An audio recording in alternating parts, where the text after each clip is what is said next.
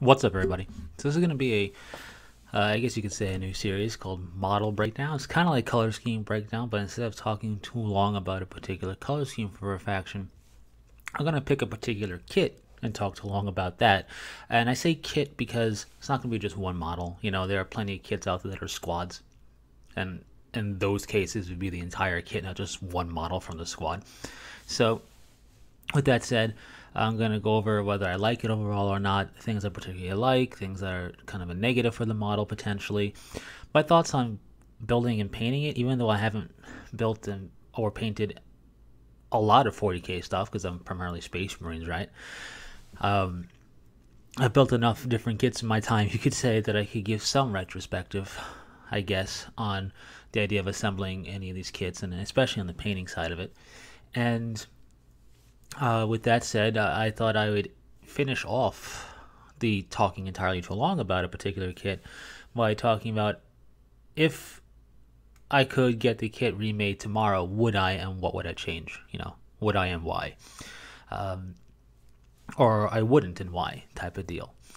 So, with that said, I thought I'd kick things off a bit differently.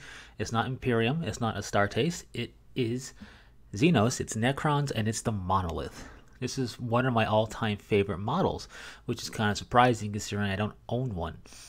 um, but definitely hands down my favorite Necron model, one of my all-time favorite 40k models, and I thought I'd start off with that, this building-made weapon, or this weapon in the shape of a building. Uh, it's quite an interesting vehicle. It's iconic for the Necrons because for the longest time it was their only vehicle, right? Its shape, its minimalistic, in your face details, because it's got detail on the model, but as far as straight up sculpted detail that is very obvious, it's a little more subtle in that regard than other things in the Necron range are. And I think that's in part because it's not a newer model, it's an older model, and there's no mistaking when you see a monolith what it is and what it's for. I think they hit all the right marks with this thing to represent a Xenos war machine from a technologically advanced race that is at the pinnacle of tech, so much so that it's basically bordering on magic. I think they did a very good job stylistically with the Necron monolith. You know, it's a pyramid-esque shape, which has its own connotations to it that it's building off of. And all in all, it's just I don't want to say a simple design because the sides and the back are not just slab sides and backs, but it's definitely, I think, more of a it's more of a design that doesn't jump out and slap you in the face like the really organically curved Eldar and even Tau stuff, vehicle wise, and or the big battle suits or anything like that. But it's more so just there, and it's got a presence to it, right? You know what it is when you see it. You can't mistake it. You can't kind of just not see it when it's on the table, right? So I think a lot of stuff works in its favor, and of course I'm partial to it because it's one of my favorites. So with that said, some negatives, right?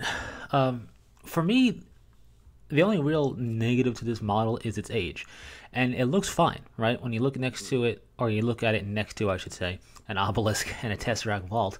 The obelisk and the tesseract vault have more going on sculpted detail-wise in their models. They're a bit more busier, and it doesn't mean the monolith looks weird next to it. It looks fine next to it. It just looks more sleek, which is kind of funny. So it's not that reason that I say older is kind of a negative for me. It's some of the stuff that it does. Chiefly the portal door in the front that can be open, that can be closed, and you can have it open and closed. You don't have to glue it one way or the other. It's kind of finicky though from the ones I've seen in person, and it's just due to the nature of it being an older design, I guess you could say. And then if you look carefully at the monolith model, you can see where some of the seams are. Not a big deal, right? I mean, with a model design like this, you kind of are limited to where you can truly put these seams. I just feel like if it was designed today with today's plastic technology and today's kind of design philosophy of hiding seams a bit more, I think we might have a little bit more of a clever hiding spot for some of the seams at the corners and whatnot. But other than that, I have no real gripes with the model. Those are nitpicks. Now, I like what a lot of people might consider to be a negative, which is the green plastic for the crystal up top and the portal door and the Gauss energy stuff and all that jazz. I really like that look. Again, that's how Necrons were for the longest time. Necron warriors, destroyers, immortals, the Monolith all had these green Gauss energy things. It stands out. It looks different. Some people think it looks cheesy, and I can kind of get why, but I still like it. But I list it as a negative because I know a lot of people out there kind of don't like that aspect of it. Now, the thing about the green plastic is you want to put it in last after you're done painting the model up and everything. You want to be careful with the glue so you don't get crazing going on the, at least I think it's called crazing, when it kind of gets a haze on the clear plastic parts. You don't want that happening with the glue, so you got to be careful. But I just really like the way it looks. And nowadays, because I remember back when I was getting into 40K, you had to find acrylic rod on your own that was around the same diameter as the Gauss rods and then cut it to length yourself and everything if you wanted to change the colors. And I didn't do anything for the Monolith parts. Now you can go online. In fact, I did before doing this ramble just to see. And within minutes, you can find somebody out there on the interwebs that sells conversion parts for the Monolith. For all the green plastic parts, they make them in a multitude of colors. So if you want to change the color out, you don't have to paint it up. You can just change it out for the plastic if you want that effect that the clear colored plastic gives you. You can also paint these parts. In fact, in the Necron Codex, there's an example of that, and it looks good. I just feel that's unnecessary work for me personally if I were to do it. And I like the very different nature that those clear green plastic parts give. So I would go and I would purchase a conversion kit if I wanted to do a different color myself. That's just if I were to do it. So with that said, that's really all the negatives I can bring up. And for me, the only negative thing that I look at the model with is that it's age. But it's a case of it's not broke, don't fix it. Because I really do feel this model is it's a very still good looking model. I think it holds up just fine. It's been around for years. And part of that is, I think, is geometric shape. So with that said, if you're going to build or paint this thing up, now I haven't done it myself, but I know people who have, and I've seen it. Of course, in the building process, dry fit everything. I don't care if you're putting a backpack onto a Space Marine, dry fit it before you glue it on. It's always important just to get a feel for how it's truly going to glue on for anything. So dry fit, dry fit, dry fit. With that said, being that this is a plastic model, I would recommend for putting the actual monolith structure together, actually plastic glue, not super glue. The reason I recommend that is you have some wiggle time to kind of get it sitting just right, because super glue can just kind of set immediately at times, or nearly immediately. And with the plastic glue welding, if you are careful with it, you can have that help you hide the seams, because you can just kind of gently kind of scrape that down and file it down smooth and take care of some seams that way. Now, the important thing is, if you're going to be doing any type of seam filling or anything like that, is to not muck up the detail on the monolith. And what I'm talking about are the panel lines. The monolith has panel lines going onto its flat surfaces. This is a very easy, effective way to give something some detail. That's what they did here. And this is why I don't feel the monolith is boring, because these panel lines, even if all you do is do a metallic color and you wash it and then you dry brush over it so there's the wash in the recesses, those panel lines make the model pop with detail. If you do what is the classic Necron look and you do edge highlighting along those panel lines, it really pops with detail and looks really cool. So really, no matter what, you're going to get a model that looks like it's got, in a way, more detail than it actually has, without being busy and in your face, and I like that a lot. So just be careful, because panel lines have little recesses in the plastic. So if you're seam filling or doing anything that way, or even just assembling, if you're a little bit careless with the glue or you're a little bit overzealous with the seam filling, you can gunk up some of that panel lining. So just be careful there.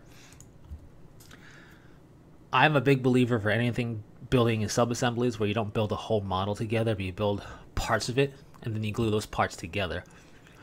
So dry fit everything for those sub-assemblies, and then before gluing the sub-assemblies together, dry fit that to the other assemblies, and just rinse and repeat.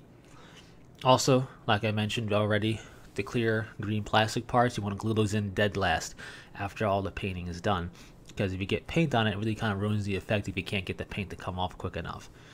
And with super glue, with that stuff, you can craze it where it can make like a haze. So just be careful, less is more in that case. Just enough to get it to stick and stay. Should be just fine. Other than that, not too much else to say there. If this model had to be redesigned tomorrow, because I wouldn't myself say, hey, it needs a redesign, but if it had to be, I would maybe make the portal look a bit more energetic, not like crazily, but just maybe more than just a ripple, like a ripple in water is what it kind of looks like now. Maybe make the model just a little bit bigger, not too much where it makes the old Monolith style look comically small in comparison, but just maybe a little bit of enlargement on a subtle level, maybe. The things I would do if it had to be done, because I would basically leave it as is, but instead of utilizing the decals for the Necron hieroglyphs on the model, I would have that sculpted in. That way, if you don't want that in gold, if you want that in purple or whatever, all you have to do is, dry brush it or do whatever and then clean up around it. You can have it in basically any color you want. And that, I think, would be the only real change I do. And because it is kind of meant to go on a base, like a hover base style setup, maybe I'll give it a thematic base. Like dreadnoughts, for example, tend to come with a thematic, like a detail base, not just a flat plain base. This would typically, I think, come with like a skimmer base, so it'd be a clear base. If I were to redesign it, I would give it a base that just stands out a little bit more. Maybe give it some type of thematic base, like it looks like some type of Necron horror wash coming up underneath the Monolith or something. I don't know. But anyways, that's what I would do. I really wouldn't change much at all. Maybe just make the portal door have a better opening mechanism and closing mechanism to keep it more secure, but that'd be about it. Anyways, that's my take on the Monolith, my thoughts on it for this model breakdown. I've talked entirely too long about one model, but it's a pretty big model, all things considered, and it's, like I said, one of my favorites. So with that said, share your thoughts on the comment section below about the Necron Monolith. Do you like it? Do you dislike it? Do you feel the obelisk is a better concept, and would you like to see the Monolith go that route? What I would say is if they wanted to really overhaul the Monolith kit, keep it like it is, but then maybe have the crystal and the weapons on the side be subbed out for other options, like maybe for Tesla weaponry or some other like heat ray weapon stuff. They want to have a Monolith and something else with a different weapon set, but I'm kind of glad they didn't, because the Monolith is the Monolith and it'll never have a different effect. That's what the obelisk is for, right? So I kind of like that they are different myself, but hey, just food for thought. Anyways, thanks very much for sticking through it, and until next time, take it easy.